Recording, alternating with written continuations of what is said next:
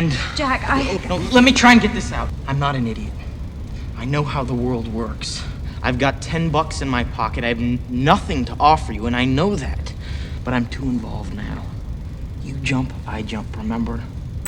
Video ini gue persembahkan buat lo semua yang jomblo, tapi terhalang oleh kondisi finansial, atau lo merasa nggak pede dengan muka lo gitu. Video ini buat lo. Possible gak sih? Kalau misalnya dompet kita tipis, muka kita juga biasa-biasa aja, bisa nggak sih kita dapat pasangan yang speknya tinggi?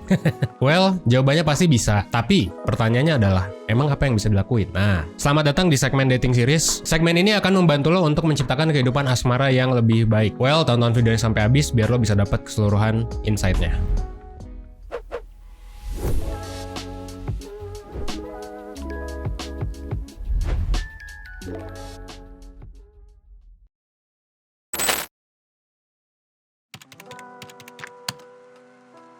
Yang jelas sefrekuensi gitu ya. Iya baik sih overall. Personalitinya, terus realitanya ya looks-nya lah ya.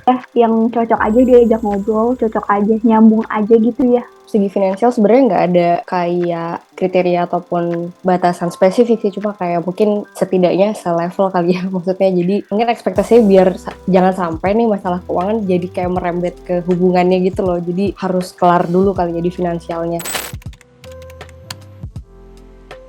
Cukup penting, soalnya kayak sekarang tuh semua tuh udah bergantung sama uang sih. Kalau dibilang penting, sebenarnya cukup penting ya. Of course penting lah ya, karena kayak menurutku finansial akan ngaruh ke decision macam-macam sih gitu.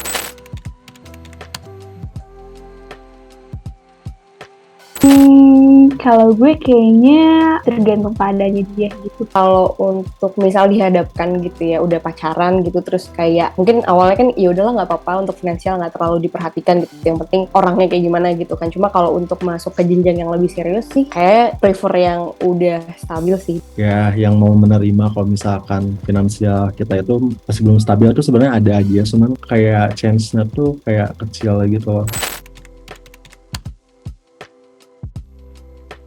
Kalau dari aku pribadi, pandangannya lebih ke kayaknya financial tuh harus beres banget dulu sebelum ke jenjang yang lebih serius gitu. Karena ya bakal ada masalah baru dan kebutuhan baru juga gitu kan. Menurut lo sendiri gimana sih? Sebenarnya orang miskin tuh punya chance gak sih buat dapet pasangan? Oke, kita ngomongin soal nikah deh ya. Bisa gak sih orang miskin tuh punya pacar dan menikah? Ya bisa, tapi kita bisa lihat faktanya bahwa kalau mau menikah, itu biaya yang dikeluarin itu nggak sedikit. Bahkan UMR aja bisa jadi nggak cukup. Tapi mungkin kurang layak lah, karena UMR itu sendiri katanya sih ditujukan bukan buat satu keluarga, tapi untuk satu orang, dan orang itu lajang gitu. Pemerintah menentukan itu. Correct me if I'm wrong ya. Sementara itu, ketika kita misalnya memang sudah menikah atau bahkan punya anak, nah biaya hidup kan jadi meningkat. Lo harus membiayai istri, gitu ya, atau istri juga harus ngebantu juga pembiayaan dari suami, belum lagi ngebiayain anak. Jadi ada 3 orang yang harus dibiayai. Itulah kenapa mungkin kita semua bisa sepakat, dan riset juga menunjukkan hal yang sama, bahwa kalau perempuan nyari pasangan yang cowok terutama ya, terutama di pandangan yang masih patriarki sekali di Indonesia, nyarinya tuh apa sih? Ya nyarinya adalah duit, nyarinya adalah orang yang punya kestabilan dan literasi finansial. Karena ya memang hidup berdua atau bertiga sama anak atau berempat, berlima, berenam itu tuh mahal. Jadi apakah orang miskin itu diminati oleh perempuan? Ya mungkin tidak gitu ya. Dan sebetulnya bisa dibilang masuk akal juga. Kenapa? Karena satu, faktor ekonomi juga jadi banyak masalah di hubungan pernikahan. Ini jadi salah satu penyebab perceraian nomor 2 di Indonesia. Penyebab utamanya adalah pertengkaran dan perselisihan,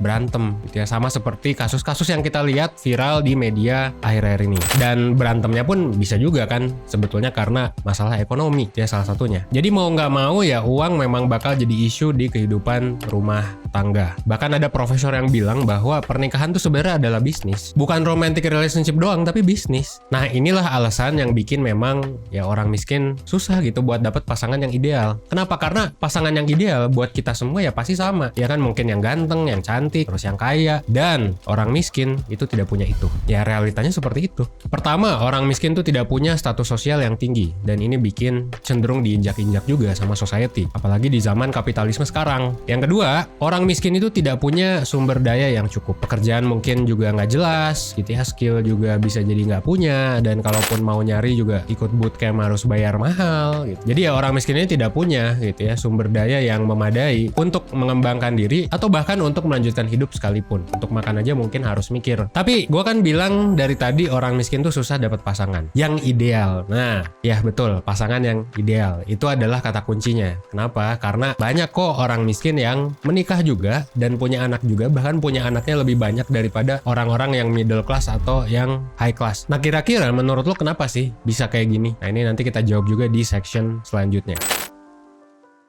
These people aren't just rich, okay?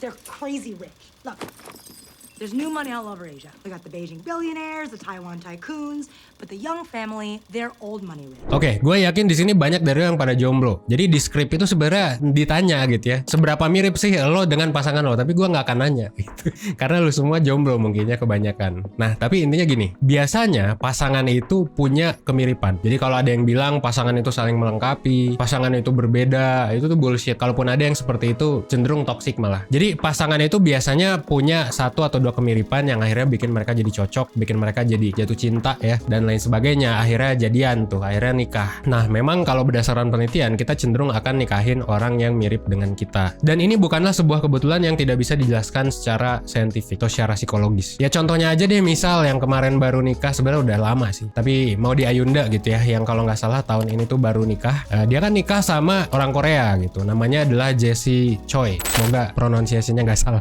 Yang udah pernah gue bahas juga di video sebelumnya. Dan mereka tuh sama-sama S2 dari univ yang canggih gitu, Stanford University. Nah, kalau berdasarkan penelitian, ya orang akan cenderung menikahi orang yang mirip kan. Nah, kalau kita lihat dari pasangan ini aja, ya banyak kemiripannya. S2-nya oke, ekonominya juga oke, gitu ya. Terus seleranya juga mirip-mirip. Ya pokoknya banyak lah kesamaan. Jadi memang kalau dijelasin pakai penelitian, ya kemungkinan besar mau di Ayunda akan nikah sama orang yang selevel sama dia. Jadi make sense ya, kalau orang kaya dan pinter, ya mereka akan cenderung menikah dengan orang kaya dan pinter juga. Jadi kenapa sih orang miskin banyak yang nikah, banyak yang punya anak ya? Karena mungkin bisa jadi mereka juga menikah dengan orang yang miskin juga. Kalaupun mereka misalnya tidak teredukasi, ya cenderung pasangannya juga tidak teredukasi juga. Jadi kayak ya memang cocok satu sama lain begitulah. Apakah ada pengecualian tidak seperti ini? Ada. Tapi apakah dibilang banyak? Gak banyak sih. Kalaupun ada yang seperti itu, biasanya juga ditentang sama mertua. Susah hidupnya. Lu kalau sering nonton drakor udah sering lah. Gak usah drakor deh, sinetron. Bahkan gak usah sinetron, temen lu aja yang mungkin ditolak sama mertua, gue yakin banyak, ya gak sih? Dan kalau kita berbicara soal kenapa sih yang miskin jodohnya yang miskin, yang kaya jodohnya yang kaya, yang pinter jodohnya yang pinter gitu. Ya karena ada kesamaan obrolan gitu ya. Kalau misalnya ditanya kenapa, ya hobinya bisa jadi cenderung sama, pengalaman dan sekolah mereka juga lingkungannya cenderung sama, ya cocok lah kalau misalnya nikah sama orang yang mirip-mirip seperti itu kan. Tapi di section ketiga, gue bakal ngejelasin kenapa sebenarnya lo nggak mesti patah semangat. Meskipun realitanya seperti ini, tetap ada chance buat lo untuk mendapatkan pasangan yang terbaik buat lo. Uang itu ternyata kalau berdasarkan riset itu bukan segalanya. Segalanya memang butuh uang, ya kan? Dan kalau lu ngedengerin segmen Psychology of Finance, lu mungkin akan sadar bahwa uang itu penting. Makanya kita juga sering bahas uang akhir-akhir ini. Tapi ada beberapa cara, kalaupun lu nggak punya uang sekarang, lu bisa dapetin pasangan yang ideal. Apa caranya? Menarik nih. Ada syaratnya ya. Kalau kata riset, ada 2 syarat. Pertama, either lo harus good looking, lu ganteng atau lu cantik, atau lo mesti pinter. Itu dia syaratnya. Ya, susah gitu kan. Tapi gini, kenapa sih ini bisa mengalahkan aspek keuangan? Ya, simple gitu. Pertama, kalau good looking, ya kita lihat basis biologis kita sebagai manusia lah ya. Kita pasti ya terangsang, kita pasti menganggap orang menarik ya kalau dia good looking gitu. Apalagi pandangan pertama. Ya penampilan bukan segalanya, tapi segalanya berawal dari penampilan ya. Karena semua orang pengen keturunan sehat, dan ciri-ciri orang dengan keturunan sehat biasanya adalah good looking. Ya sebenarnya good looking nggak perlu genetik sih ya. Yang penting lu rapi. Sekarang mah gampang dimodifikasi lah, lu skincarean dan lain sebagainya juga bisa. Nah kalau lu udah rapi, lu udah grooming, lu udah cakep gitu ya orang akan mau sama lu meskipun lu nggak ganteng-ganteng amat atau nggak cakep-cakep amat gitu ya. Selama lu karismatik, selama lu good looking, ya udah orang akan mau sama lu gitu. Jadi fisik itu akan selalu jadi pertimbangan, mau nggak mau, suka nggak suka. Tapi berita baiknya adalah ya ini bisa direkonstruksi ya, dengan skincare, dengan make up, dengan parfum. Ya nggak ada orang jelek sih, yang ada mungkin orang yang kurang bisa merawat diri gitu ya. Gue sih percaya seperti itu. Kedua adalah pinter. Banyak orang yang menganggap bahwa kecerdasan itu adalah satu faktor yang seksi gitu. Nah, ya kan? Kayak orang kalau enak diajak ngobrol tuh dan wawasannya luas tuh kayak lu betah aja gitu ngobrol sama dia. Dan ini adalah salah satu faktor yang bikin orang bisa jadi atraktif. Dan kecerdasan itu sendiri, kalau misalnya kita ngomongin soal IQ gitu ya. IQ dan kecerdasan lu ngukur apa sih? Yang ngukur adaptasi gitu. Semakin bisa lu beradaptasi dengan lingkungan, ya semakin tinggi chance lu untuk survive. Ini kita ngomongin dari faktor biologis lagi ya. Jadi semakin lo pinter ya sebenarnya semakin lo akan bisa menghidupi keluarga lo, semakin lo bisa akan ya dapat solusi atas banyak masalah. Dan itu jadi faktor yang atraktif buat ya manusia yang lain. Dan semakin pinter lo ternyata ya ini udah kagak perlu riset, tapi ada risetnya yang bilang bahwa ya semakin lo pinter semakin bagus kerjaan lo, semakin bagus gaji lo. Pada akhirnya kaya lagi. Iya ya, jadi kalau lo nggak kaya ya at least lo pinter lah. Kalau lo nggak kaya dan good looking ya. Dan ada faktor menarik lain juga, ternyata orang-orang yang pinter tuh juga secara biologis juga lebih mantep juga dari segi biologis. Kayak orang pinter tuh kata penelitian cenderung spermanya juga lebih sehat. Dan sebenarnya masih banyak lagi juga faktor yang bisa mengalahkan kekayaan gitu ya, atau tadi faktor kepintaran atau good looking. Ya tentu memang yang menang adalah yang kaya, pinter, good looking ya nggak sih gitu. Dan ada juga satu faktor lagi adalah baik. Jadi kalau lu baik, kindness gitu ya namanya tuh kalau di penelitian. Kalau lu baik ya lu cenderung bakal ya disukai juga sama banyak orang. Nah sekarang pertanyaannya lebih menarik. Oke deh, gue udah good looking, gue udah kaya, gue udah baik, gue juga udah pinter. Ternyata ini tuh tidak cukup untuk mempertahankan hubungan, ya kan? Lu denger lah ya kasus-kasus KDRT akhir-akhir ini atau kasus-kasus perselingkuhan. Itu dilakukan oleh orang-orang yang udah kaya. Udah jelas-jelas mungkin lebih pinter daripada kebanyakan orang, makanya bisa jadi kaya juga. Dan dilakukan juga oleh orang-orang yang good looking dan mungkin baik. Dan ini terjadi bukan hanya di Indonesia, di luar negeri juga. Kemarin tuh kan ada isu-isunya Adam Levine, ada isu-isunya lagi siapa lagi lah, banyak. Gua kagak tahu lah ya. Dan gua nggak mau juga ngomongin yang kayak gitu. Cuman gua ngasih contoh aja bahwa fenomena ini tuh terjadi di orang pintar, di orang kaya, di orang good looking, dan di orang baik. Terus gimana caranya buat mempertahankan hubungan? Ternyata tidak cukup untuk jadi keempat itu saja. Butuh aspek lain yang bakal gua bahas di section selanjutnya. Oke?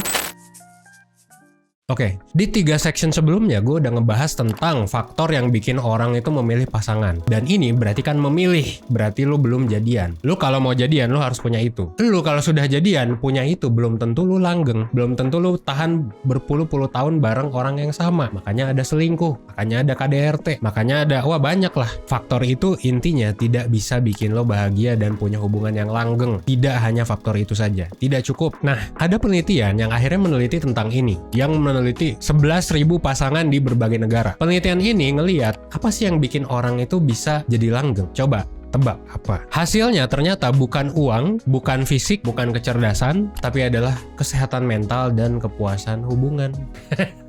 Kagak nyangka kan? Jadi kesehatan mental tuh penting gitu. Gue aja kaget pas baca ini. Gue sebagai anak psikologi yang belajar tentang kesehatan mental kaget. Ternyata punya kepuasan hidup dan attachment yang secure. Kalau lu udah bahagia nih sama diri lu sendiri, lu punya kesehatan mental yang baik, lu akan cenderung bahagia juga dengan pasangan lu. Jadi pasangan itu jatuhnya sebagai pelengkap, bukan hal yang bikin bahagia. Yang bikin bahagia tuh diri lu sendiri. Jadi benar kalau ada istilah kayak kalau lu belum bahagia ya healing dulu gitu sebelum nyari orang. Bener, ada benernya ya. Meskipun nggak selalu bener, of course, kontekstual. Nah, kita sebetulnya bisa tahu apakah kita udah happy, udah punya kesehatan mental yang baik atau enggak. Ada beberapa pertanyaan yang gue bakal bacain gitu ya, untuk lu tanyakan ini ke calon pasangan lu maupun ke diri lu sendiri. Ini ada 5 pertanyaan gue bakal bacain. Pertama, seberapa puas lo dengan hidup lo? Atau seberapa puas doi dengan hidupnya? Terus yang kedua, apakah lo emosian dan lu susah mengendalikan emosi? Jika iya, seberapa sering? Semakin sering, semakin buruk ya. Terus yang ketiga, lu sering ngerasa sedih dan tertekan atau enggak? Terus yang keempat, lu punya kekhawatiran yang besar nggak sih untuk ditinggalin? Terus yang kelima, apakah lu sering menghindar dan jarang berbagi pikiran dan cerita? Nah, ini adalah 5 kriteria yang menentukan apakah red flag atau enggak dari segi ya kesehatan mental dan kebahagiaan. Kalau misalnya ternyata 5-5-nya red flag ya berarti harus dibenerin. Saran gua, lu mentoring atau konseling di 1%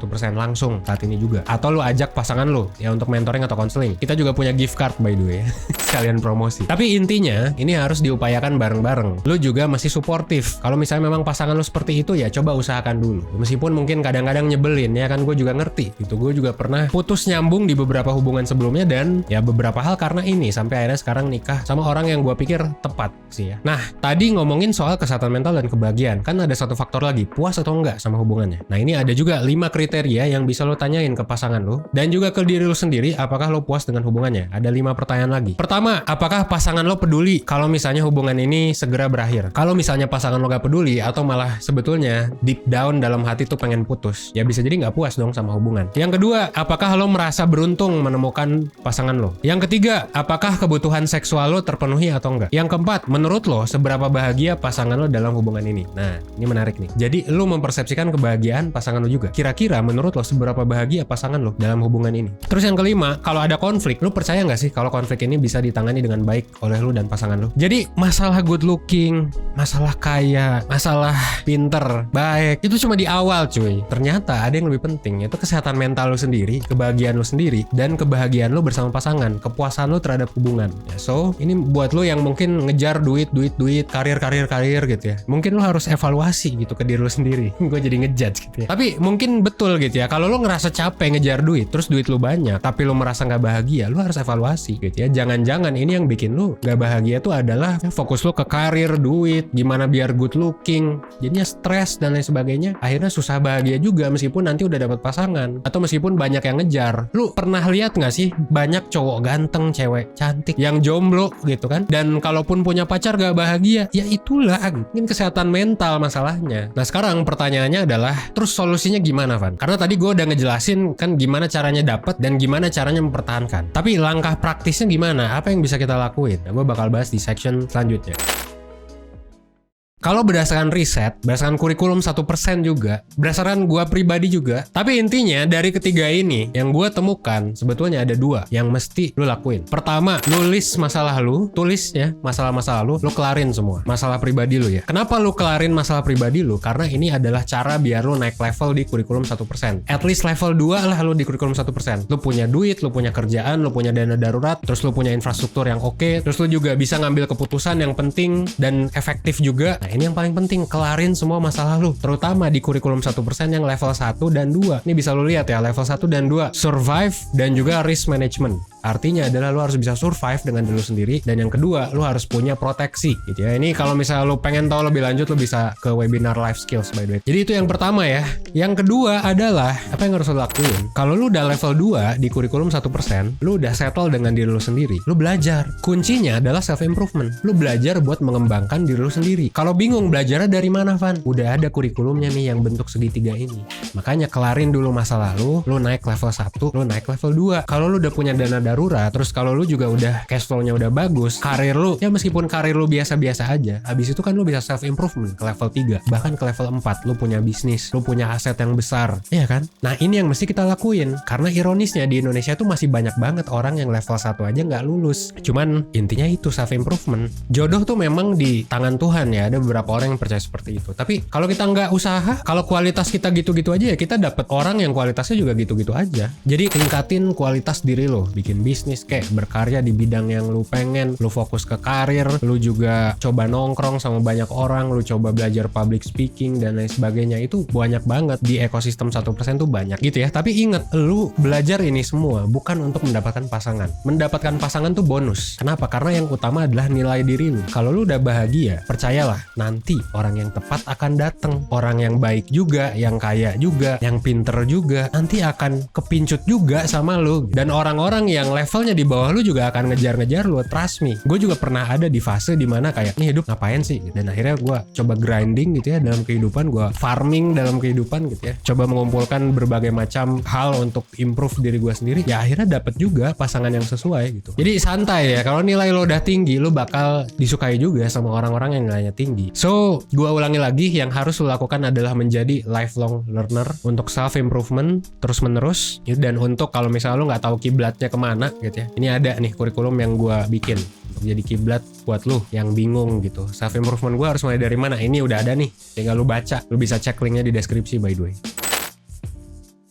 Oke, terakhir ya. Tadi kita udah bahas soal orang miskin, orang kaya, orang pinter, orang baik. Jadi pertanyaannya adalah apakah orang miskin punya chance untuk mendapatkan pasangan? Ya punya. Tapi mungkin buat yang ideal susah. Jadi harus belajar, harus bikin diri makin pinter, makin good looking. Nanti bakal ketemu kok jawabannya. Dan kalau lo misalnya sekarang ngerasa terjebak di fase yang gitu-gitu aja, lo misalnya susah dapat pasangan dan lain sebagainya gitu ya, lo bisa konsultasi aja ke ya layanan konsultasi 1%, di mentoring atau di konseling 1%. Linknya ada di deskripsi. Atau kalau lo ngerasa lo kejebak dalam toxic relationship juga, misalnya lo udah punya pasangan, tapi pasangannya nggak sesuai sama standar lo, atau misalnya pasangannya abusive kepada lo bisa juga curhat ke mentor atau psikolog 1%. Ya trust me, banyak banget orang yang susah keluar dari toxic relationship. Salah satu langkah pertamanya bisa mulai konsultasi ke profesional. Termasuk juga dapat pasangan, banyak juga yang merasa kesulitan. Kalau lo merasa kesulitan mengatasi masalah lo sendiri, lo bisa langsung konsultasi aja. Kita punya banyak mentor dan psikolog yang terspesialisasi di bidang relationship. Ya selamat berjuang untuk menjadikan diri lo lebih baik, seenggaknya 1% setiap harinya. Akhir kata, gue Evan dari 1%, well,